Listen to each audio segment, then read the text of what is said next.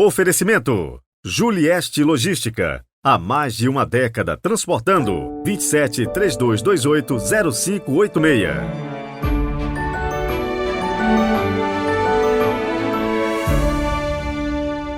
16º domingo do tempo comum, 23 de julho de 2023. Sejam muito bem-vindos. Hoje é o dia de missa. Que alegria quando ouvi que me disseram: vamos para a casa do Senhor. Iniciemos com a nossa oração.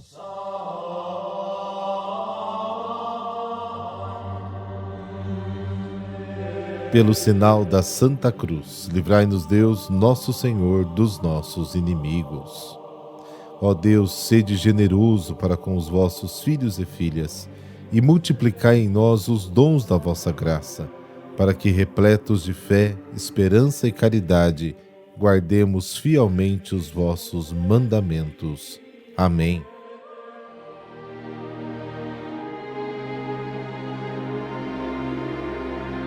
Mateus capítulo 13, versículos de 24 a 43.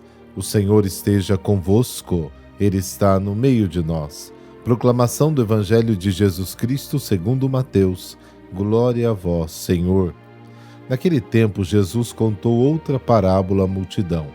O reino dos céus é como um homem que semeou boa semente no seu campo. Enquanto todos dormiam, veio seu inimigo, semeou joio no meio do trigo e foi embora. Quando o trigo cresceu e as espigas começaram a se formar, apareceu também o joio. Os empregados foram procurar o dono e lhe disseram: Senhor, não semeaste boa semente no teu campo? De onde veio então o joio? O dono respondeu: Foi algum inimigo que fez isso. Os empregados lhe perguntaram: Queres que vamos arrancar o joio? O dono respondeu: Não. Pode acontecer que arrancando o joio, arranqueis também o trigo. Deixai crescer um e outro até a colheita. E no tempo da colheita, direi aos que cortam o trigo: Arrancai primeiro o joio e arrancai-o em feixes para ser queimado. Recolhei, porém, o trigo no celeiro. Jesus contou-lhes outra parábola. O reino dos céus é como uma semente de mostarda, que um homem pega e semeia no seu campo. Embora ela seja a menor de todas as sementes, quando cresce, fica maior do que as outras plantas e torna-se uma árvore, de modo que os pássaros vêm e fazem ninhos em seus ramos. Jesus contou-lhes ainda uma outra parábola. O reino dos céus é como o fermento que uma mulher pega e mistura com 3 porções de farinha até que tudo fique fermentado. Tudo isso Jesus falava em parábolas às multidões. Nada lhes falava sem usar parábolas, para se cumprir o que foi dito pelo profeta. Abrirei a boca para falar em parábolas. Vou proclamar coisas escondidas desde a criação do mundo. Então Jesus deixou as multidões e foi para casa. Seus discípulos aproximaram-se dele e disseram: Explica-nos a parábola do joio. Jesus respondeu: Aquele que semeia boa semente é o Filho do Homem. O campo é o mundo. A boa semente são os que pertencem ao reino. O joio são os que pertencem ao maligno. O inimigo que semeou o joio é o diabo. A colheita é o fim dos tempos. Os ceifeiros são os anjos. Como o joio é recolhido e queimado ao fogo, assim também acontecerá no fim dos tempos. O Filho do Homem enviará os seus anjos, e eles retirarão do seu reino todos os que fazem outros pecar e os que praticam o mal, e depois os lançarão na fornalha de fogo. Aí haverá choro e ranger de dentes. Então os justos brilharão como o sol no reino do seu Pai. Quem tem ouvidos, ouça. Palavra da salvação. Glória a vós, Senhor.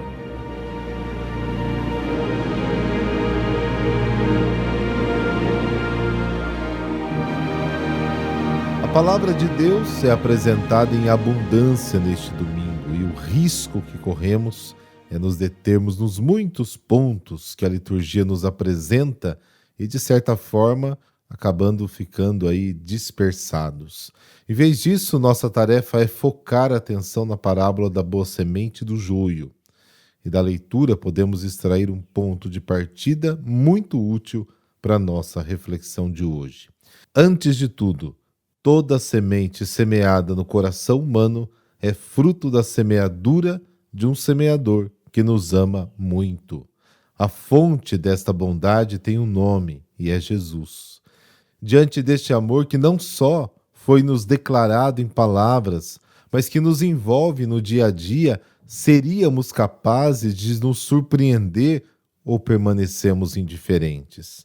Muitas vezes corremos o risco de deixar que a grandeza deste amor escorra pelas frestas da nossa ingratidão. Jesus nos disse: eu estou convosco até o fim do mundo. Este compromisso ele manteve desde o início dos acontecimentos até a ressurreição. Os sinais da sua presença são tocáveis ainda hoje, e só os percebemos se conseguirmos fazer uma autêntica experiência dele na oração e nas relações que vivemos.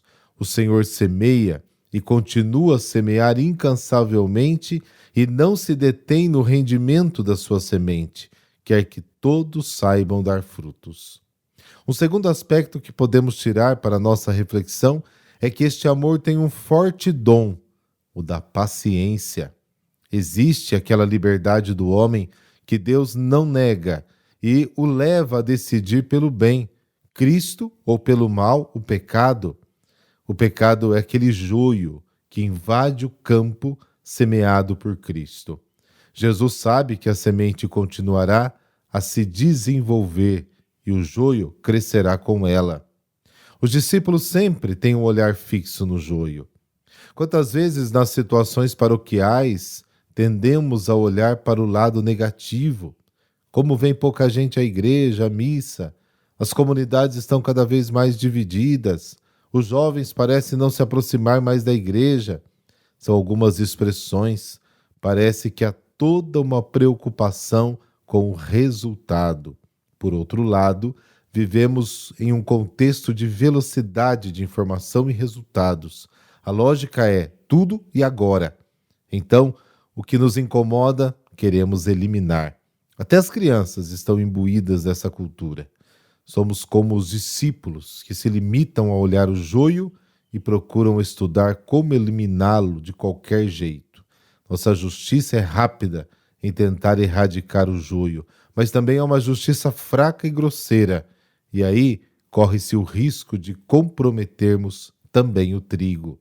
A boa semente semeada na terra nos diz que o reino de Deus é realizado, e quando o trigo atingir a maturidade, o reino terá frutificado até que o trigo e o joio coexistam. A atitude certa é a paciência que é de Jesus. O julgamento cabe a ele. Devemos ter fé. Concluo com uma história que considero útil para entender o que estou dizendo. Eram dois homens, um sempre caracterizado pela amargura e pela tristeza, enquanto o outro sorridente e alegre. A primeira pergunta: como é possível que eu viva na angústia e você na alegria, se nós rezamos o mesmo número de horas? O outro responde: porque você sempre reza para murmurar e eu rezo para agradecer. Nessa abordagem diferente reside o sucesso de uma verdadeira realização na relação com Deus.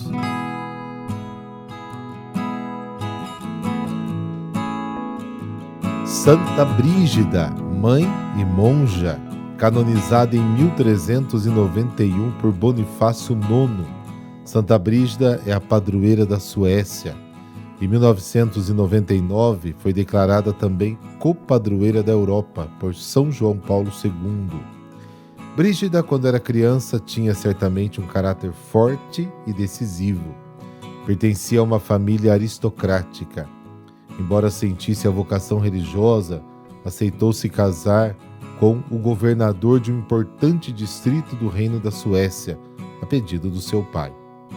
A primeira parte da sua vida, marcada por grande fé, foi dedicada a um casamento feliz, do qual nasceram 8 filhos. Uma dentre eles, Catarina, que a seguiu até Roma, também foi canonizada. Junto com seu marido, adotou a regra das terciárias franciscanas e fundou um pequeno hospital. Guiada por um erudito religioso, estudou a Bíblia, a ponto de ser apreciada por sua pedagogia. Por isso foi convocada pelo rei da Suécia para encaminhar a jovem rainha à cultura sueca. Após mais de 20 anos de casamento, seu marido faleceu. E assim começa a segunda parte da sua vida. Brígida fez uma escolha decisiva, despojou-se dos seus bens e foi viver no mosteiro cisterciense de Alvastra. Naquela época destacavam-se muitas experiências místicas, depois relatadas nos 8 livros das Revelações. Aqui também teve início a sua nova missão. Em 1349, Brígida foi a Roma para obter o reconhecimento da sua ordem, dedicada ao Santíssimo Salvador, que deveria ser composta, segundo seu desejo, de monjas e religiosas.